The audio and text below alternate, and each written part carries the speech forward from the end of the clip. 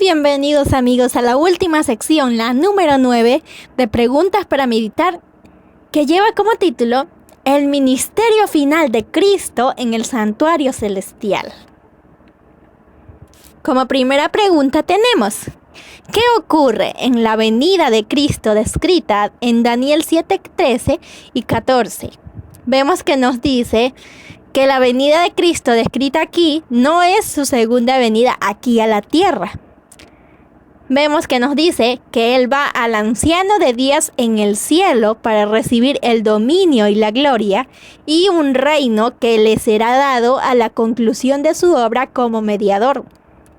En esta venida vemos, y no su segunda venida a la tierra, la que la profecía predijo que ocurriría al fin de los 2300 días en 1844, acompañado por ángeles celestiales. Nuestro gran sumo sacerdote entra en el lugar santísimo y allí, en la presencia de Dios, da inicio a los últimos actos de su ministerio en beneficio del hombre. ¿Cuáles son? Cumplir la obra del juicio investigador y hacer expiación por todos aquellos que resulten tener derecho a sus beneficios. Como pregunta 2 tenemos: ¿cuáles son los únicos casos que se consideran en el juicio investigador? Vemos que en la página 127 nos dice: los únicos casos considerados son los de quienes profesan ser el pueblo de Dios. Como pregunta 3 tenemos: ciertos nombres se registran en el libro de la vida. ¿Cuáles son?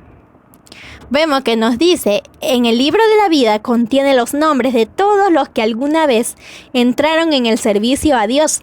Jesús, vemos que pidió a sus discípulos: regocijaos de que vuestros nombres estén escritos en los cielos. Vemos también que Pablo habla de sus fieles compañeros de trabajo, cuyos nombres están en el libro de la vida. Daniel, al vislumbrar un tiempo de angustia, cual nunca fue, declara que el pueblo de Dios será librado, es decir, todos los que se hallen escritos en el libro, y el revelador dice que solo entrarán en la ciudad de Dios aquellos cuyos nombres están escritos en el libro de la vida del Cordero. Como pregunta 4 tenemos: ¿cuán abarcante es lo que consigna en el libro de memoria? Vemos que nos dice en la página 128: en el libro de memoria de Dios está inmortalizado todo acto de justicia. Está registrada fielmente toda tentación resistida, todo pecado que se vence, toda palabra de tierna compasión expresada, y está consignado todo acto de sacrificio, todo padecimiento y pesar sufridos por causa de Cristo. Continuamos con la pregunta 5, que vemos que nos dice: ¿qué otro registro es llevado cuidadosamente? Vemos que esta respuesta la podemos encontrar en la página 128, la cual nos dice que también hay un registro de los pecados de los hombres, pues que Dios traerá toda obra a juicio, juntamente con toda cosa encubierta, sea buena o sea mala. La obra de cada persona pasa bajo la mirada de Dios y es registrada como fiel o infiel. En los libros del cielo, frente a cada nombre está anotado con terrible exactitud toda mala palabra, todo acto egoísta, todo deber incumplido y todo pesar secreto, junto con todo disimulo astuto. Las admoniciones o reconvenciones divinas despreciadas, los momentos malgastados, las oportunidades no aprovechadas, la influencia ejercida para bien o para mal, con sus abarcantes resultados, todo fue anotado por el ángel registrador. Como pregunta 6 tenemos: en el juicio investigador, ¿qué dos cosas ocurren si hay pecados que permanecen en los libros de registro? Vemos que en la página 130 nos dice: cuando alguien tenga en los libros de registros pecados de los cuales no se arrepintió y no fueron perdonados, su nombre será borrado del libro de la vida, y también el registro de sus buenas obras será borrado del libro de memoria de Dios. Como pregunta 7 tenemos: ¿Cuándo son borrados los pecados?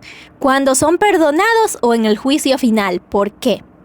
Vemos que en la página 130 y 132 nos dice: la obra del juicio investigador y el acto de borrar los pecados deben realizarse antes del segundo advenimiento del Señor, en vista de que los muertos han de ser juzgados según las cosas escritas en los libros.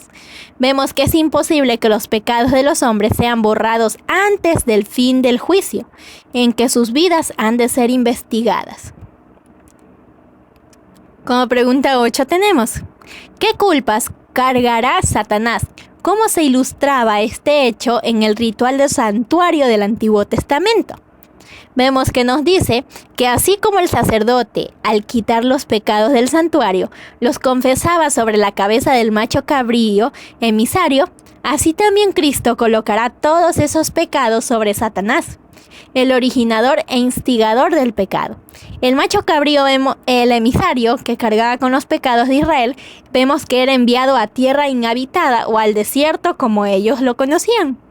Así también vemos que Satanás cargará con la culpa de todos los pecados que ha hecho cometer al pueblo de Dios. También vemos que será confinado durante 1000 años en la tierra.